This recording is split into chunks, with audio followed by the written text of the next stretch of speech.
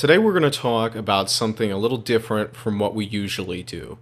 Typically on this channel, I talk about price action and I talk about the psychology of the markets, and I tend to focus more on whatever the sheep are doing, the plankton, the bandwagoners, whatever you want to call them, the people that don't have their own opinions, because those people are the ones that you can make money off of. It's an important group to talk about because in a lot of ways they are the ones that are responsible for overhyping all of these different crypto assets that we see in the space. And they're also the ones that tend to get their friends hooked, they get excited when they make lots of money, and they tend to be fairly gullible when it comes to some of the claims that people make about what blockchain technology can do. However, in this video, we're going to talk about the other side of the spectrum. We're going to talk about the individuals who do their own research, who have their own opinions, and who aren't afraid to disagree with key opinion leaders, even some of the most well-respected ones like Andreas Antonopoulos, for example. This is a much smaller group, of course, and I have much more respect for these individuals.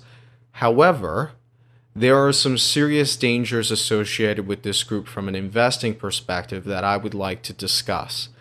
There is a such thing as being too smart for your own good, and while it may seem counterintuitive, I hope to illustrate this rather critical flaw typically associated with more intelligent people.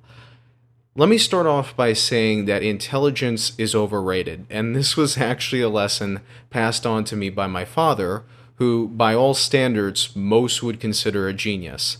And this isn't me hyping up my father or anything because he's family. It's from watching him time and time again do things an ordinary person wouldn't even be capable of thinking of in the first place, no less actually doing it. And while this description may not convince you, it's pretty vague, the goal of this video isn't to convince you who or what my father is, but rather to demonstrate that the notion of intelligence being overrated was actually a lesson passed on to me from a genius. Kind of ironic if you think about it. One of the more interesting phenomena that occurs for financial advisors is how doctors and lawyers tend to be a royal pain in the ass when it comes to investing. And I don't know if there is a paradox of intelligence where the more intelligent you are, the more inclined you are to make high-impact, stupid decisions, but there really should be. What typically happens with these doctors and lawyers, or whatever equivalent profession you want to insert, is they are more likely to believe that with enough hard work and research, you can generate excess returns. And that sounds perfectly fine, right? I mean, that's kind of what we're trying to do here on this channel. But just as with anything else, there's always a fine line. And what often happens in reality is intelligence turns into confidence, which then turns into either greed or arrogance. And we're really going to focus on arrogance here. When I said earlier that intelligent individuals tend to make higher impact stupid decisions than the plankton, it isn't because of actual stupidity. It's because they commit more to their decisions as they have a higher level of confidence in themselves, which often results in arrogance and closed-mindedness when it comes to their investments. And this is the absolute worst trait you can have when it comes to investing: arrogance. And arrogance tends to happen a lot more frequently in intelligent people because they have a reason to be. A lot of times they don't understand or see themselves as arrogant. And I know this kind of sounds abstract, but just stick with me here. It's a very thin line. There's a difference between confidence and arrogance in investing, just as there is in love or in friendships or anything else. The important question you should always ask yourself is, how open-minded am I really? Is there any feasible, realistic event that could change my mind? Any argument that could change my mind? Would I ever consider that I have gravely misunderstood the probabilities of success versus failure? Would I ever consider that I gravely over or underestimated the timeline it would take to achieve peak market penetration? Would I ever consider that I misevaluated the people that were in charge with the project, or that I was wrong at understanding the psyche of the greater investor economy when it comes to crypto assets? And unfortunately, most people can't answer those questions honestly because they don't know how to find a balance between having confidence in their own opinion and being open-minded. You know, there's this fine line that often happens with intelligent people, where if you get in an argument with them, they find it difficult to change their mind because that's to accept that they're wrong, and there's this perception that other people have of them and that they have of themselves that being wrong is something that they're not willing to accept. And I've struggled with this. I know a number of other people that have struggled with it. You've probably struggled with it as well at some point in your life. And I know this is some very deep level stuff, but this is the very root of all personal investing. And I believe that the reason passive investing is empirically far superior to active investing is not necessarily because it is objectively better, but because it removes almost all elements of human behavioral tendencies. And the point here is, if you are someone who is very intelligent and who does their own research and has their own opinion, you are unique and part of a much smaller group of individuals. However, you're also more prone to make very serious mistakes because even though you might be more skeptical than everybody else at first, you're also more likely to commit an even larger amount. And it doesn't just have to be money, by the way. It can also be emotion, which tends to be a problem that occurs very frequently as well, if your research validates an investment. And if you take a look at some of the groups that are centered around a particular cryptocurrency, you're going to start noticing very cult-like behavior, especially like on a dedicated forum or on a dedicated subreddit. And there are some people that are very intelligent within these communities. They're exceptionally knowledgeable, but they are closed-minded and are the most likely to get hosed whenever the hype in the space starts to die down. And if you're one of those individuals, all I'm going to say is just be cautious of yourself. I can relate to it. I've been in that situation before. You know, there have been companies, not necessarily in the cryptocurrency space. I haven't had anything that's convinced me so far that, you know, I'm very committed to it. But when it comes to stocks, there's been a number of situations where I have been very committed to an idea to a level that I start to be a little cautious of. So what I've done for myself is when I see that happen, I just, whatever I want to do with my position size, I do a little bit less.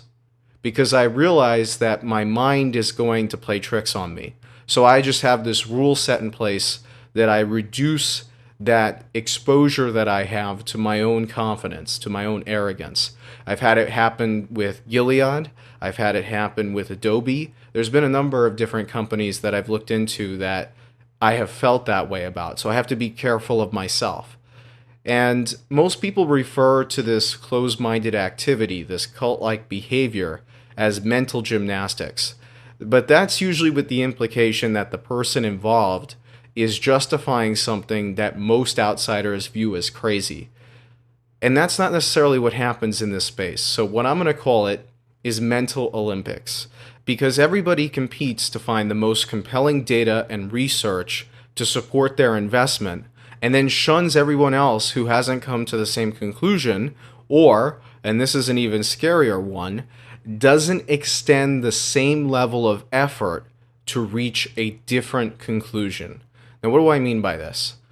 I've seen situations where intelligent individuals dismiss another person's opinion in the cryptocurrency space. I've seen it happen in other spaces as well, but it's especially true in cryptocurrencies, just solely on the basis that the other person didn't put in as much research as they did.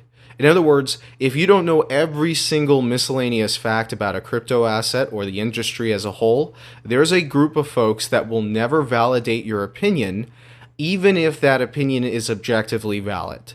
And if you're a part of that group, you're likely a danger to yourself and possibly to the people around you, because you're going to try, not always, okay, that's not always the case, but usually these are the types of people that try to convince other folks that are around them that their investment is a great idea.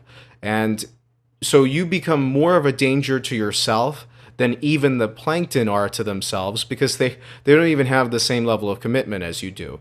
So what I'm really trying to say, and what this summarizes, I think, the entire video, don't be a smart fool.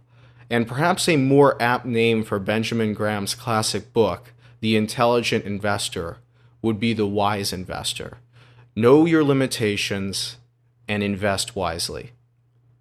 Before I wrap up the video here, I just wanted to briefly mention, I know it's been a while since my last video. I've been fairly busy with a number of different things, but fortunately those things have cleared up. So hopefully we should get back to my irregular schedule. It's never been normal, but hopefully we should get back to posting videos a little bit more frequently. And I know some of you are likely curious about my thoughts on the market after I disappear for a few days, so just briefly wanted to throw this in there.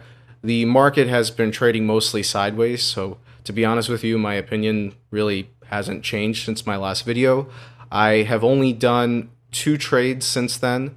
There was the V-Chain trade that I made. You guys recall that I was going to sell it on March 16th. We're currently on March 13th, and I already sold 25% of this position at roughly 45,000 Satoshi. And you can see now, if I switch this over to Bitcoin levels or Satoshi levels, you can see we're currently at 47,000 Satoshi. So I've locked in a little bit of profit with 25% of my position, and I will be offloading the remaining 75% on March 16th. Maybe a little bit sooner if there is a huge pump that occurs, because apparently there's a pump and dump group that's interested in this. So I really don't want to be caught on the latter section, the dump section. So I am looking at this very closely, and I have already started to lock in a little bit of profits just to ensure that my break-even level comes down a little bit.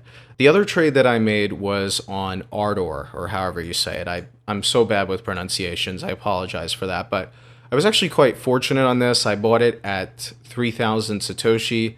The reason I had done that is because if you look at the graph for Ardor, hopefully that loads a little bit quicker here.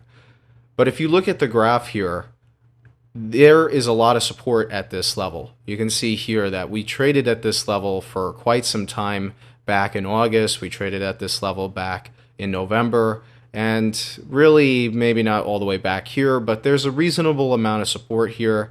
And so I decided, you know what, this was probably one of the worst altcoins to get hit by this cycle going into Bitcoin. I think there's an attractive opportunity there, so I decided to take a little bit of a position at 3,000 Satoshi, a little bit over that.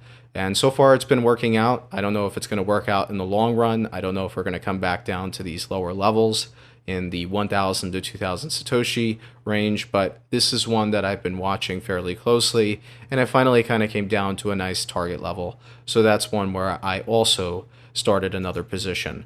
And then lastly here, I believe there was Cardano that started to recover a little bit, and now it looks like it's coming back down. So we're currently sitting at 2,400 Satoshi, still down roughly 10% on that, but I'm still holding that position and will continue to do so. Just wanted to provide that brief update because, again, I know it's been a while since I made a video. As usual, I hope you all enjoyed the video. Make sure you check out my Steemit if you would like to interact with me, as I tend to post a little bit more frequently on there, as there tends to be fewer comments and there is a fiscal incentive for both you and I to post on the platform. Otherwise, leave a like, comment, and subscription, hit that bell icon, and I will get back to you as soon as possible. Thank you for watching.